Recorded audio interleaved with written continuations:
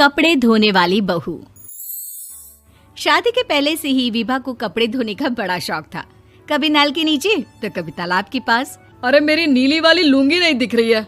विभा की अम्मा, कहाँ रखी है लुंगी? अरे वो तो विभा ने परसों ही धोकर रखी थी आपकी अलमारी में, देखो वहीं होगी। वो ना मैंने आज धो दी, मुझे लगा कि गंदी हो गई होगी। अरे कैसे गंदी हो गई थी? उसे तो मैंने पहना भी नहीं। हे भगवान, इस लड़की के कपड़े धोने की आदत से परेशान हो गया हूँ मैं। जितना तो घर में राशन नहीं आता, उससे कहीं ज्यादा डिटर्जेंट पाउडर का खर्चा है। इसकी शादी करवा दो, शादी जाए अपने घर में ही करे काम, फिर चाहे घर के कपड़े धोने हो या पूरे गांव के। हाँ ठीक बोल रही हूँ, देखता हूँ मैं कोई लड़का। वो दिन भी आ जाता है जब विभा को देखने लड़के वाले आ जाते हैं। लड़की मुझे अच्छी लगी। होने वाली सास कहती है, बेटी अगर कुछ पूछना है तो पूछ लो। वैसे तो हमारी लड़की बहुत ही शर्मीली है, जो बोल दो वो मान लेती है, इसे क्या पूछना होगा। अरे कैसी बात कर रही हो माँ, मुझे इन लोगों के घर रहना है, सवाल तो कई है। हाँ हाँ बेटा, पूछ लो ना, क्या पूछना है। आप लोगों के घर कपड़े कौन धोता है? सास का मुंह बन जाता है। देखो, अगर तुम ये कहना चाहती हो कि तुम्हें कपड़े धोने नहीं आते तो सुन लो, कपड़े मैं ही धोती हूँ, लेकिन तुम्हारे आ जाने के बाद मैं रुमाल तक नहीं धोऊंगी। अरे चुप रहना भाग्यवान, बहू बेचारी घर आई नहीं, उसे डराना शुरू कर दिया। वो क्या है ना बिटिया, अभी तक तो ये कल्लू की माँ ही धोती थी, लेकिन अब तुम्हारे पापा तो दहेज में वॉशिंग मशीन देंगे ही।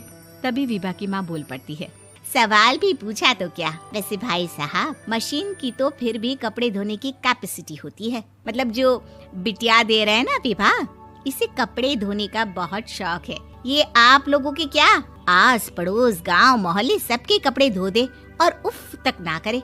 बाहर देखा नहीं आपने कितने कपड़े सूख रहे हैं? सब हमारी बिटिया ने ही तो धोए हैं। बस भी करो ना माँ, शर्म आ रही इतनी तारीफ सुनकर।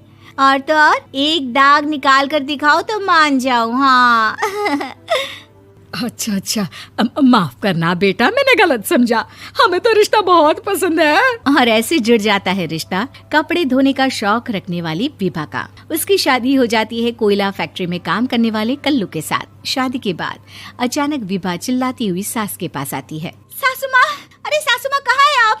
ये तो धोखा है, धोखा दिया आप लोगों ने मुझे। इसे ससुर के चक्कर के बारे में पता चल गया।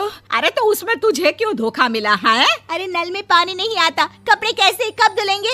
अच्छा, तू पानी नहीं आ रहा उसकी बात कर रही है। तो आपने क्या सोचा? कुछ नहीं।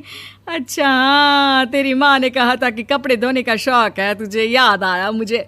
शौक बोलकर कपड़े धोने वाले मेरे जुनून को कम ना आके सासू माँ, कपड़ा धोना मेरा गुरूर है। तभी पति भी वहाँ आ जाता है। अभी मैंने इसे सनी देओल की फिल्म दिखाई है, उसी के डायलॉग मार रही है माँ। अच्छा सुन, साफ साफ बता रही हूँ, पानी सुबह 4 से 6 और शाम को 10 से 12 आता है, समझी? विभा टाइमिंग सुनकर हैरान हो जाती है। ये क्या भूतों का मोहल्ला है? सुबह 4 बजे उठकर कौन कपड़े धोता है? 4 बजे टंकी में पानी जाता है, फिर सारा दिन धोना ना, किसने मना किया?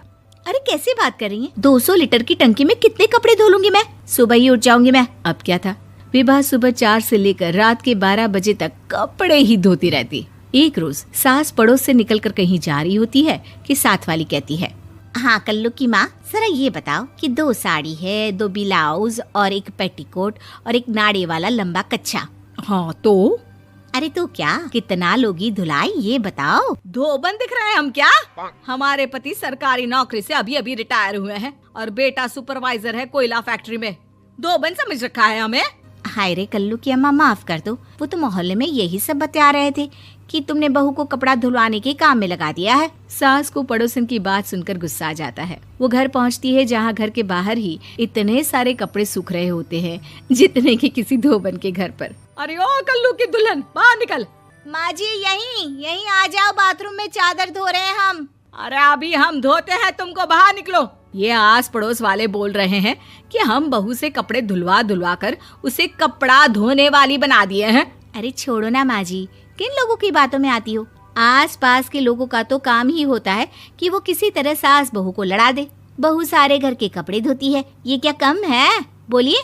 सास को भी लग जाता है कि वो बहू का ये सनकीपन नहीं छुड़वा सकती, इससे अच्छा है कि खुद ही चुप हो जाए। एक रोज सास और बहू मंदिर जाते हैं, जहाँ सास की साड़ी वहाँ खड़ी भीख मांगने वाली से मिलती है। माँ जी क्या बात है, आपकी साड़ी उस भिखारन से कितनी मिल रही है ना? हाँ हाँ देखो तो दोनों की साड़ी मिल रही है। क्या बात है कल्लू की अम्मा, तुम खुद को तो अफसर की बीवी बताती हो और ऐसी सिंपल सी प्लेन साड़ी पहनकर घूमती हो। सिंपल और प्लेन नहीं है ये साड़ी। तो क्या सोने के धागे से फूल बने हैं? कुछ भी सासू माँ, कुछ भी। हाँ बने थे इस साड़ी में सोने के धागे से फूल। मेरे पति लेकर आए थे मद्रास से स्पेशली मेरे लिए 10,000 की। ताहे भाई साहब इस भिखारन के लिए भी सेम टू सेम साड़ी लेकर आए होंगे 10,000 की। सास उस वक्त तो कुछ नहीं कहती, लेकिन बहू के साथ घर आती है और अलमारी से एल्बम निकाल कर लाती है। ये साड़ी देख रही है, ये वही साड़ी है जिसे मैंने अभी पहना था। इस साड़ी में ये जो चमकदार फूल दिख रहे हैं ना, ये सोने के धागों से काटे गए हैं। लेकिन तू लोकल वॉशिंग मशीन ब्रश से घिस घिस कर सारे फूलों को निकाल कर साड़ी प्लेन कर दी। मुझे माफ कर दीजिए सासू माँ। और तो और, जब मैंने तुझे तेरी गलती के लिए कुछ नहीं कहा, लेकिन तूने तो सबके सामने मेरा मजाक ही बना दिया। क्यों? बहू को समझ में आ जाता है कि अब से उसका कपड़े धोना बंद।